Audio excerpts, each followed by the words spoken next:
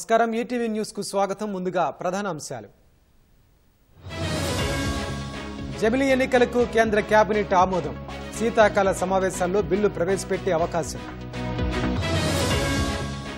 దేశంలో జమిలి ఎన్నికలు సాధ్యం కావు కేంద్రం నిర్ణయంపై బగ్గుమన్న విపక్షాలు చంద్రయాన్ 4 మిషన్ కు కేంద్ర కేబినెట్ ఆమోదం శుక్రగ్రహంపై అధ్యయనానికి పచ్చజెండా జమ్మూ కశ్మీర్లో ముగిసిన తొలి విడత ఎన్నికలు 59% పైగా పోలింగ్ నమోదు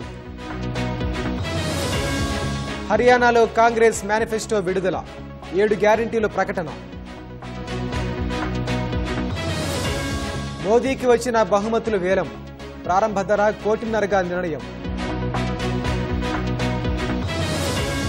హత్యాచార ఘటన సాక్ష్యాల సేకరణలో నిర్లక్ష్యం కోల్కతా పోలీసులపై సిబిఐ విమర్శలు